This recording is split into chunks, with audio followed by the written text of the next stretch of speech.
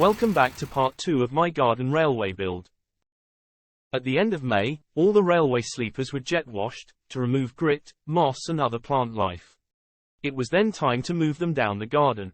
Working on my own, it was difficult to lift the sleepers, balance them on the wheelbarrow, and move them to the trackbed. Eventually, all 7 sleepers had been lifted onto the trackbed, and spread out at approximately the correct spacing. This also helped to keep the weed membrane in place. Work also continued on laying the hawthorn hedge sleepers, completing the second layer on the last day of May. The bottom of the proper railway sleepers were painted with bitumen to protect them from damp coming up through the weed membrane. The 5 by 5 meter weed membrane wasn't quite big enough for the whole trackbed, so an additional strip was required towards the back of the trackbed. All the bitumen was left to harden a while, before being able to turn the sleepers over. The best, least split sides were kept for the upper surface. The top were painted in the oil-based Creocoat, an environmentally friendly version of creosote. They were done by the 2nd of June. The second gatepost mount was completed a couple of days later. On the 7th, I started attaching the rail chairs. With some of the sleepers being used upside down from the way they were originally laid, the taper of some holes was wrong. This made it really hard work to screw them in, even with a 2 feet long Stilson wrench. With 14 chairs and 42 screws, I was exhausted by the time they were all screwed down.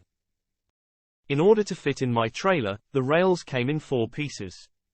Before the rails could be fitted, I needed to square up several raggy ends, where the 2 pieces of rail would butt up against each other. It took some effort with the angle grinder to true up the rail ends. Eventually they were all squared up and ready to move to the railway location.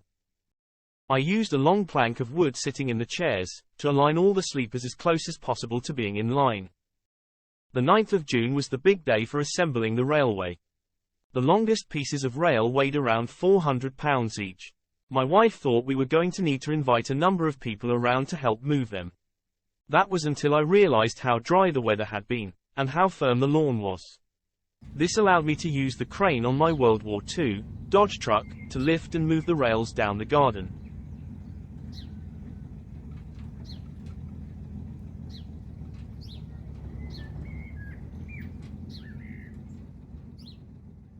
Getting the rails down to the railway was just the first step.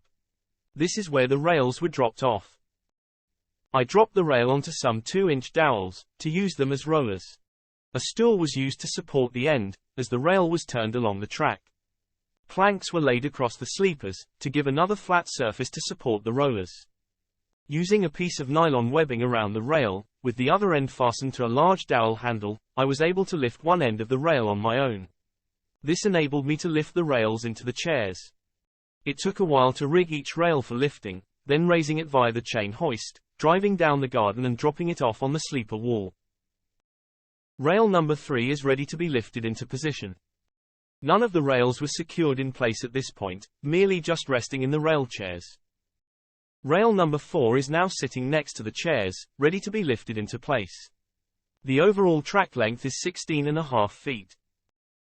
Now it was time for the chair keys. The hexagon blocks of wood are slightly tapered, and hammer between the outer edge of the rail and the chair. By mid-afternoon, all the chair keys were fitted. I had to do some slight packing of the sleepers, to bring the rail joints into alignment. The first time in many years that the village saw a train. The day after laying the track, I got the second gate post mount bolted down. The gate post was lowered into position next, and once screwed in place, it was drilled for the locking bolt.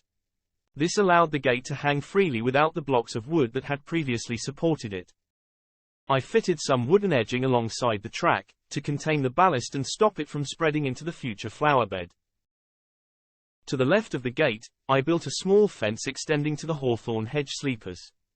This was painted with dark oak shed paint, and then weathered slightly with a grey wash of dilute paint.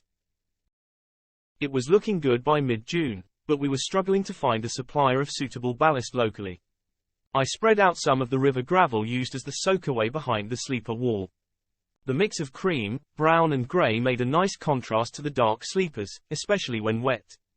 It was also much cheaper than other decorative stone. On the 21st of June, we had 5 bulk bags of river gravel delivered, and once again, my Dodge came in useful to transport it down the garden. The bags were dumped on the new lawn area, ready for spreading on the track. After tipping the gravel into the railway area, it was spread out with a garden rake. It took until the end of June to move all the gravel from the front of the house where it was delivered, to being spread out on the railway. A few days into July, we had another delivery, this time several tons of topsoil. This was bagged up, so that I could use the Dodge again to move it. I didn't fancy pushing, who knows how many wheelbarrow loads of earth, down a gravel drive. The topsoil was used to level the new lawn area. What wasn't used there, would go towards making an embankment next to the railway, where flowers would eventually be planted. The base layer of earth was compacted to prevent it from settling over time. I was then ready to start preparing the final surface for the grass seed. The topsoil I bought was best described as reclaimed building site soil. So for the final layer, all the soil was sieved to give a fine top layer.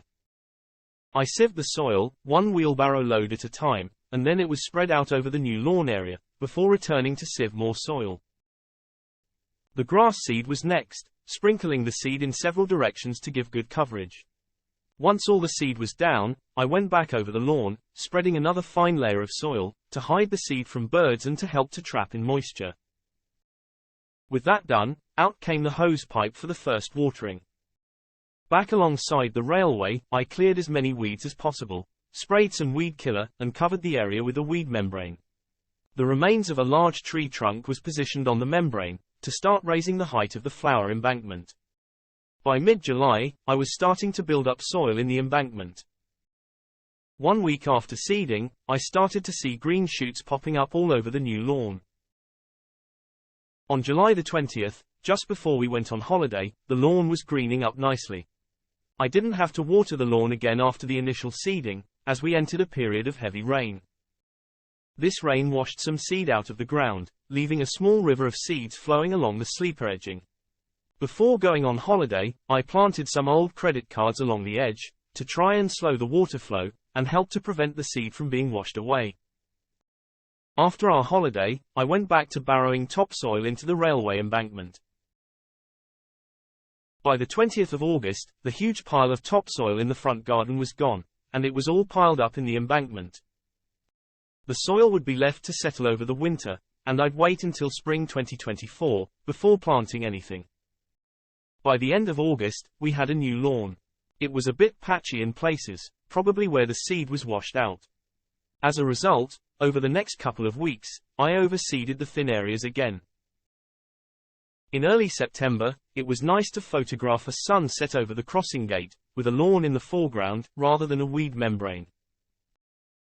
I didn't want plants too close to the railway ballast, as they would drop lots of plant debris into the ballast. Instead, I added a strip of weed membrane, extending up the embankment a little way, which was also filled with ballast.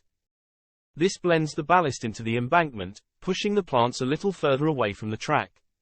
It also gives a small shallow area of ballast that can be cleaned out of plant debris. The railway still needed some final details, and I found a cast crossing sign on eBay. It was an accessory made for garden railway modelers, but was just right for my 1:1 scale railway. It was just the right size for the gate post. It was painted in black hammerite paint, followed by white lettering, and edging. It was screwed to the gate post at the end of September, making a nice finishing touch to the scene.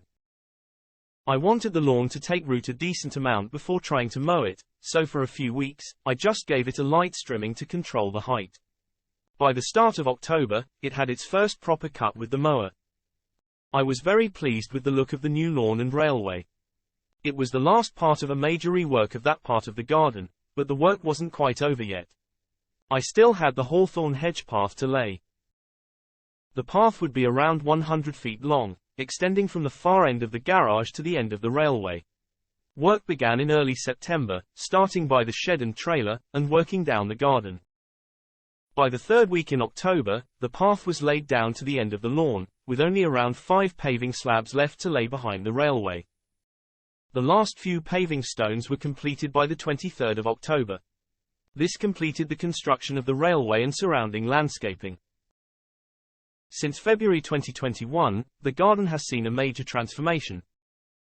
With the moving of the shed, building the raised bed vegetable planters, my observatory, the lawn and the railway.